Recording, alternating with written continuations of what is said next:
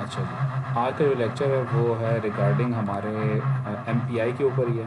उसमें कुछ हमने बेसिक कॉन्सेप्ट्स देख लिए थे एमपीआई के अंदर, और आज जो है वो हमने थोड़ा बहुत एडवांस कॉन्सेप्ट्स के ऊपर बात करनी है, और कुछ उसका जो प्रोग्रामिंग एक्सपेक्ट है उसके ऊपर भी बात करेंगे। फिर एंड पे देखेंगे कि कौन से सिनेरियोज़ हैं जहाँ पे एमपीआई बेहतर काम करती है, कौन सा ऐसे सिनेरियो जहाँ पे ओपन एमपी बेहतर काम करती है, शेयर्ड मेमोरी या पैरेललाइजेशन कौन कौन से सिनेरियोज़ के अंदर हम लोग इम्प्लीमेंट कर सकते हैं।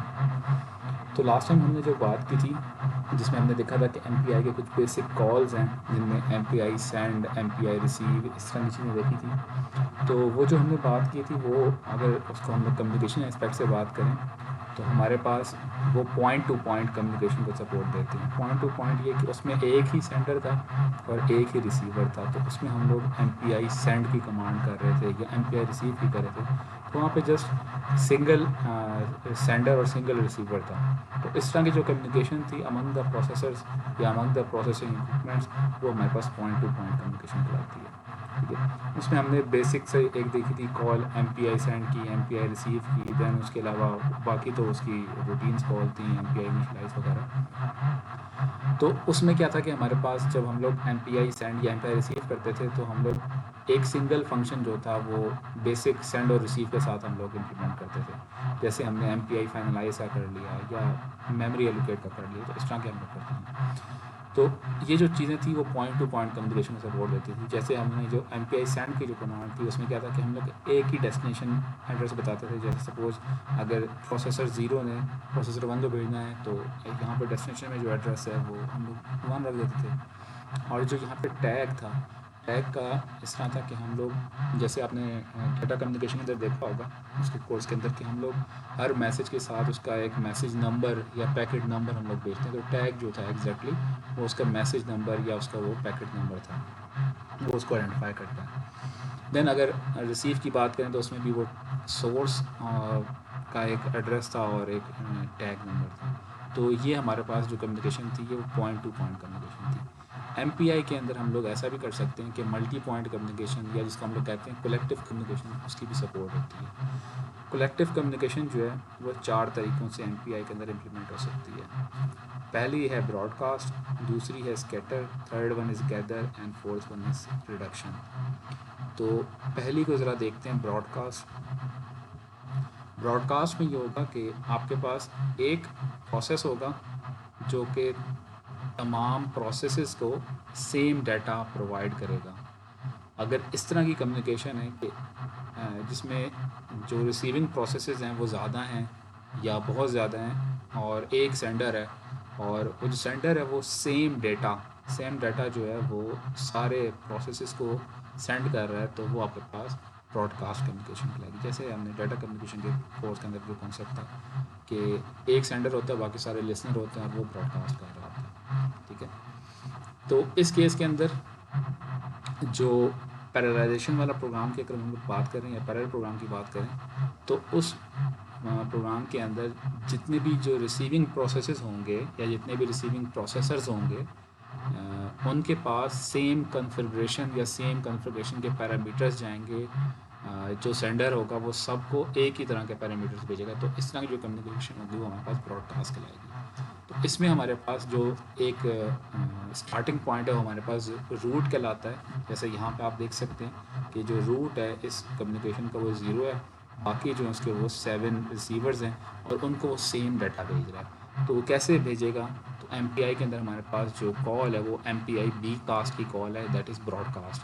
ठीक है, तो उसके अंदर हम लोग डाटा जो आपने भेजना है वो होता है, देन काउंट नंबर होता है कि और देन उसके पास डाटा टाइप और देन रूट होता है कि सेंडर कौन है इस डाटा का। ठीक, और जो कम्युनिकेटर है वो यहाँ पे हम लोग फिर वो कॉम वर्ड ही यूज़ करते हैं।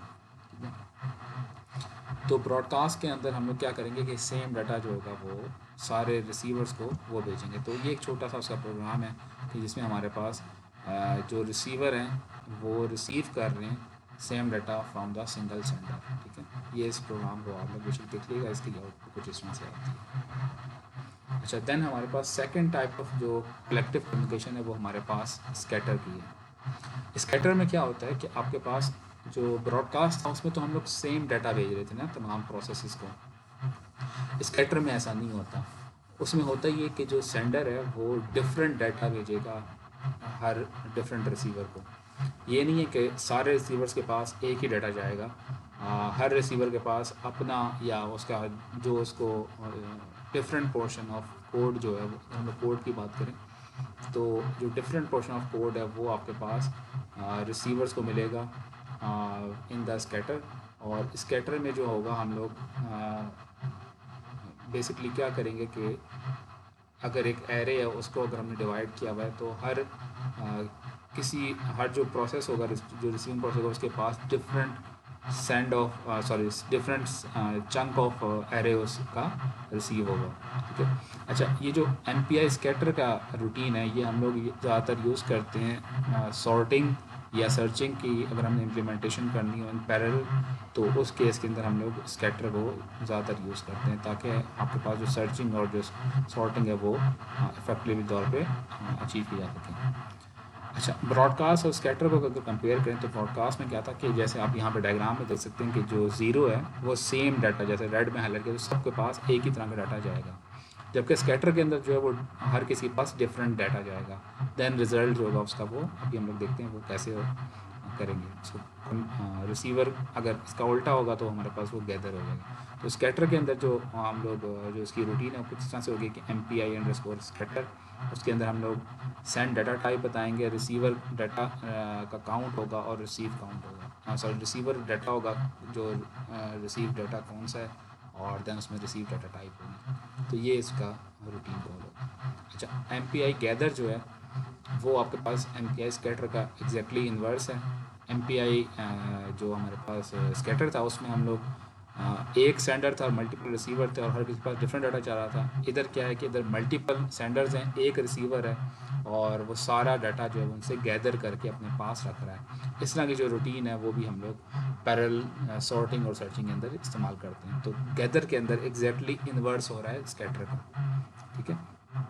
अगर हम लोग बात करें गैदर और स्कैटर की, तो अगर आपने सेंड करना है data from one process to many processes तो उस केस के अंदर, और हर किसी को डिफरेंट सेंड करना है तो उस केस के अंदर स्कैटर यूज किया जाएगा। अगर उन डिफरेंट प्रोसेसेस से कलेक्ट करना है वापस डाटा तो हमारे पास वो गैदर से होगा। ठीक है। तो गैदर का जो है वो कुछ इसमें हमारे पास रूटीन चलती है। आखिरी जो हमारे पास कलेक्टिव कम्युनिकेशन है वो रिडक्शन की है। रिडक्शन जो है वो हमारे पास गैदर की ही एक कह लें एक्सटेंडेड वर्जन है। कि गैदर में हम लोग क्या कर रहे थे कि रिसीव कर रहे थे डाटा फ्रॉम मल्टीपल सेंडर्स। तो इस केस में भी हम लोग डाटा रिसीव करेंगे फ्रॉम मल्टीपल सेंडर्स वो, और उसको हम लोग रिड्यूस कर लेंगे यूजिंग एनी फंक्शन। उस जैसे अब सपोज़ इस केस के अंदर हमने सम का फंक्शन लगाया है कि जो गैदर कर रहे हैं डाटा उसको रिड्यूस करके एक सिंगल फंक्शन के अंदर रिसीव किया जाए। तो उस केस के अंदर हमने जैसे एम पी आई सम का जो फंक्शन लगा दिया, वो क्या करेगा कि आपके पास वो क्या करेगा कि हमारे पास जो सेंडर जो डाटा है उस सबको ऐड करके और रिड्यूस करके फिर हमारे पास रिसीव करके देगा। जैसे अब इस केस में क्या है कि 5274 ये जो डाटा आ रहा है इसको जब सम करेंगे तो हमारे पास वो एक रिड्यूस फॉर्म 18 की बन जाएगी और फिर वो रिड्यूस फॉर्म वो रिसीव करवाएगा। तो ये हमारे पास रिडक्शन का मेथड है। रिडक्शन में जो ऑपरेशन है जो कि हम लोग फंक्शन यूज़ कर सकते हैं वो हमारे पास ये कुछ फंक्शन हैं जिनको हम लोग यूटिलाइज़ करके रिडक्शन को इम्प्लीमेंट कर सकते हैं, जैसे मैक्सिमम, मिनिमम, प्रोडक्ट, सम और इस तरह के बाकी हमारे पास फंक्शन हैं। अच्छा, देन रिडक्शन के अंदर थोड़ी सी डिफरेंस है फ्रॉम द स्कैटर। वो ये है कि यहाँ पे हम लोग ऑपरेशन बताएंगे कि कौन सा हमारे पास फंक्शन जो है वो हम यूज़ करके उसको रिड्यूस करेंगे। तो यहाँ पे M P I underscore O P that is operator. Then यहाँ पे हम लोग ऑपरेशन बताएंगे कि एम पी आई सम करना है, एम पी आई रिसीव करना है, क्या करना है। देन ये एक छोटा सा प्रोग्राम है जिसमें रिडक्शन के थ्रू दो एरेस को सम किया जा रहा है। इससे मिलता जुलता प्रोग्राम मैंने आप लोगों को लैब सेशन में भी दिया था। ठीक है। या ये आप इम्प्लीमेंट कर सकते थे या जो आपने वो इम्प्लीमेंट किया वो भी ठीक है।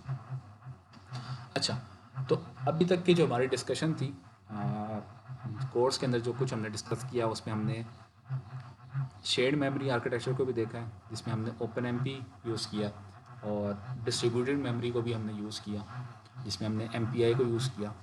तो जो ओपन MP था उसमें हमारे पास शेयर्ड मेमोरी आर्किटेक्चर था और इसमें हम लोग मल्टी थ्रेडिंग के थ्रू काम अचीव कर रहे थे, मल्टीपल थ्रेड्स बना रहे थे। इधर जो था वो हमने कम्युनिकेशन के थ्रू अपने जो प्रॉब्लम्स थे उनको रिजॉल्व किया।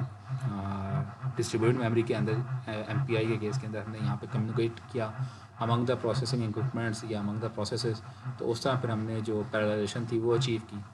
अब हमारे पास कोर्स के अंदर आगे हम लोग देखेंगे नेक्स्ट लेक्चर के अंदर कि हमारे पास हाइब्रिड आर्किटेक्चर या जिसको हम लोग GPU बेस्ड प्रोग्रामिंग होती है वो भी हम लोग करते हैं।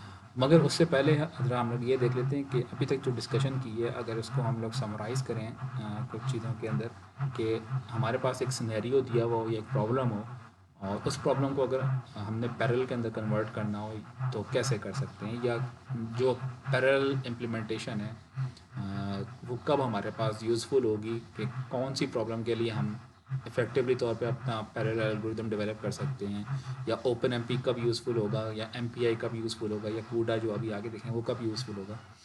तो जो भी अगर जर्नल की बात करें, जो भी हमारे पास पैरेलल इम्प्लीमेंटेशन होगी तो वो उसकी कोशिश ये होती है कि ऐसी प्रॉब्लम को सॉल्व किया जाए जो कि बहुत ह्यूज मतलब उसमें आपके पास जो प्रॉब्लम का साइज़ है वो ज़्यादा हो।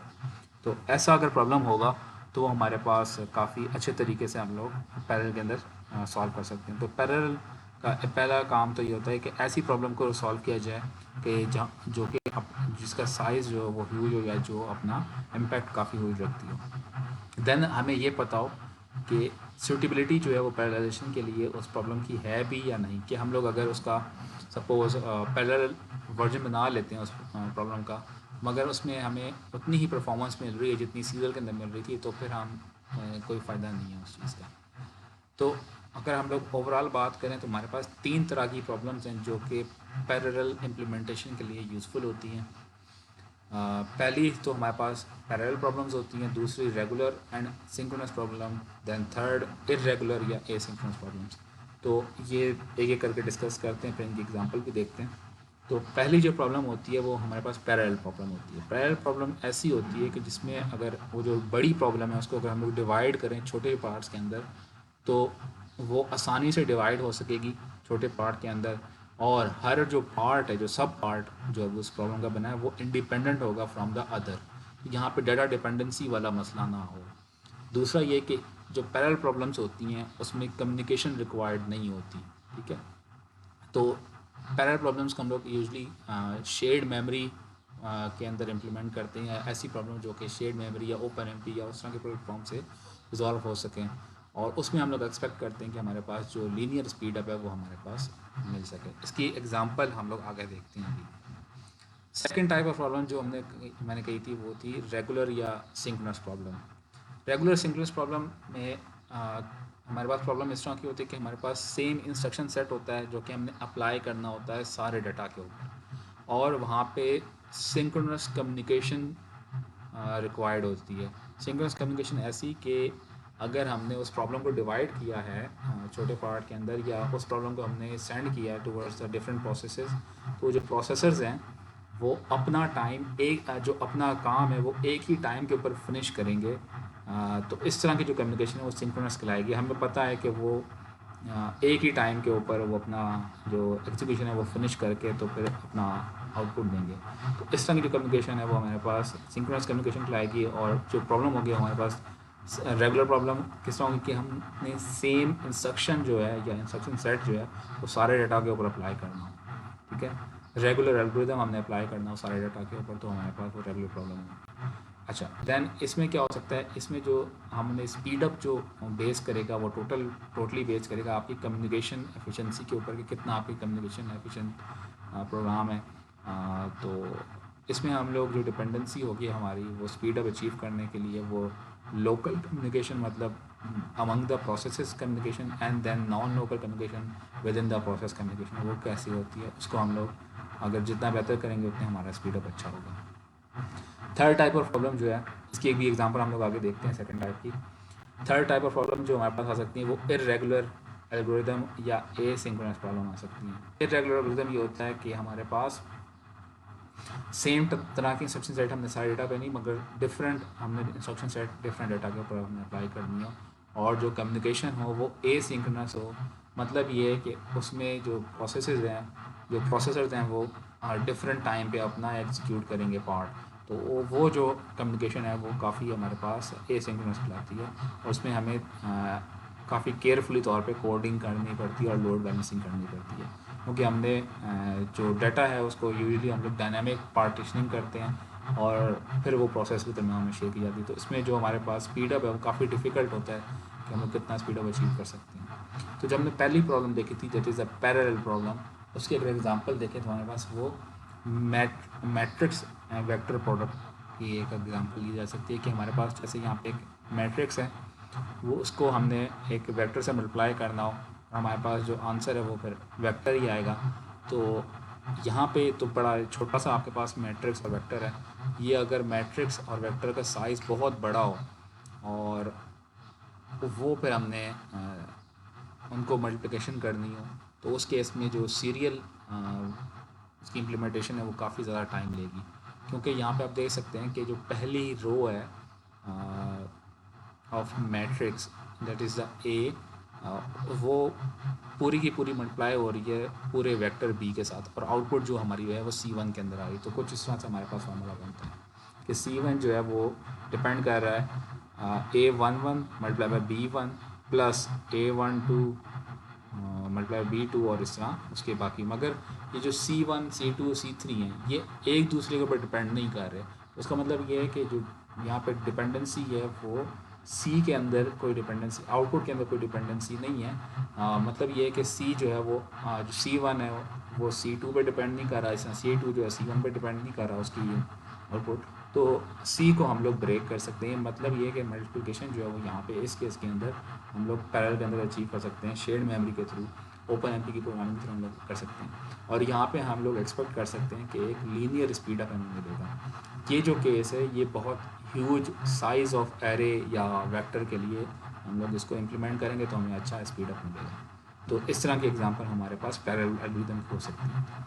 दूसरा ये है जो हमने देखी थी रेगुलर प्रॉब्लम और सिंक्रोनस कम्युनिकेशन।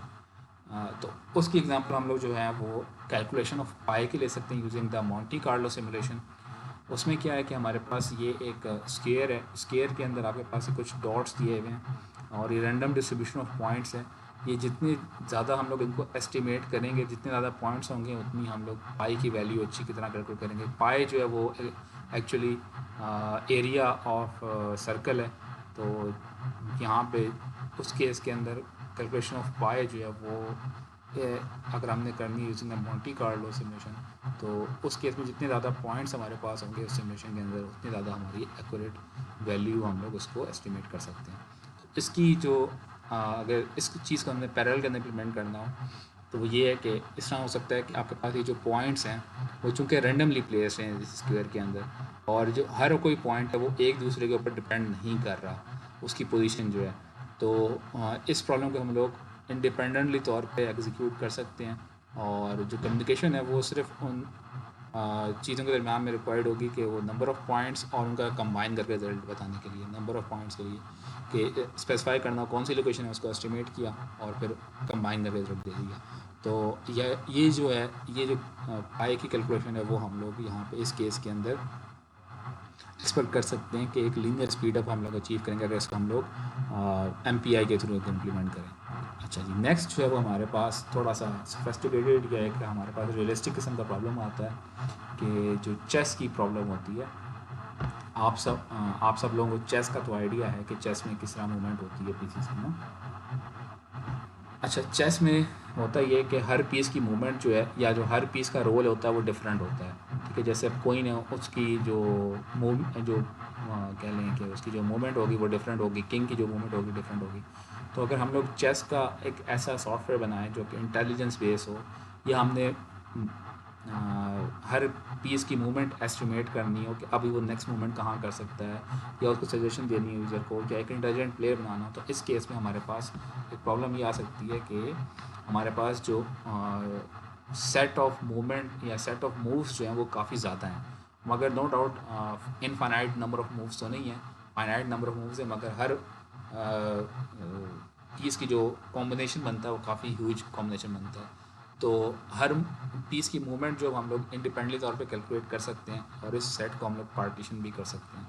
तो इस केस को हम लोग अगर इसकी बात करें तो इस तरह की जो प्रॉब्लम होती है वो ये इस तरह हो सकती है कि आपने एक इंटेलिजेंस बेस चेस का प्लेयर बनाना हो जो कि आर्टिफिशियल इंटेलिजेंस के एल्गोरिदम या मशीन लर्निंग के एल्गोरिदम की बेस के ऊपर वो compete करे विद द यूज़र या जो आपके पास प्लेयर है ह्यूमन प्लेयर उसके साथ। तो उस केस में क्या होगा कि हमारे पास एक डाटा होगा नंबर ऑफ़ मूव्स का, उसको उस डाटा सेट को हम लोग ट्रेन करेंगे किसी इंटेलिजेंस एल्गोरिदम या मशीन लर्निंग के एल्गोरिदम के ऊपर। तो उसके लिए चूँकि नंबर ऑफ़ मूव्स जो हैं वो काफ़ी ज़्यादा हैं, तो उसको अगर हम लोग ट्रेन करें किसी मशीन लर्निंग एल्गोरिदम के ऊपर तो हमारे पास no doubt intelligence based player बन सकता है। मगर उसके लिए हमें जो है नंबर ऑफ़ जो डाटा है उनकी जब ट्रेनिंग आपने सेट करना है तो उसके लिए अगर आपके पास कोई जीपीयू हो या कोई अच्छा क्या कह लें कि ग्राफिक कार्ड हो, अगर उसके ऊपर आप उसको ट्रेन करेंगे अपने मॉडल को तो काफ़ी जल्दी ट्रेन हो जाएगा मॉडल। मगर इस केस में कैसे हम लोग स्प्लिट करेंगे या पैरेललाइजेशन कैसे अचीव करेंगे, तो इसमें ये होगा कि हर किसी की मूवमेंट हर पीस की मूवमेंट हम लोग इंडिपेंडेंटली तौर पे कैलकुलेट कर सकते हैं। तो इसका मतलब ये है इसको हम लोग स्प्लिट कर सकते हैं प्रॉब्लम को बेस्ड ऑन द पीस। हर किसी का जो जैसे कोइन है वो एक अलग पीस है, किंग है एक अलग पीस है, या जो हॉर्स है वो एक अलग पीस है। तो उसकी अगर ट्रेनिंग हम लोग इंडिपेंडेंटली तौर पे करें उसकी मूव्स के ऊपर तो हमारे पास एक लीनियर स्पीड अप हम लोग अचीव कर सकते हैं एज़ कम्पेयर टू कि अगर हम उसको सीरियल के अंदर ट्रेन कर रहे होते अपने मॉडल को। तो यहाँ पे नो डाउट हमारे पास पैरेललाइजेशन अचीव हो सकती है और काफ़ी बेहतर पैरेललाइजेशन अचीव होगी अगर हम लोग इसको किसी जीपीयू के ऊपर अपने मॉडल को ट्रेन करेंगे।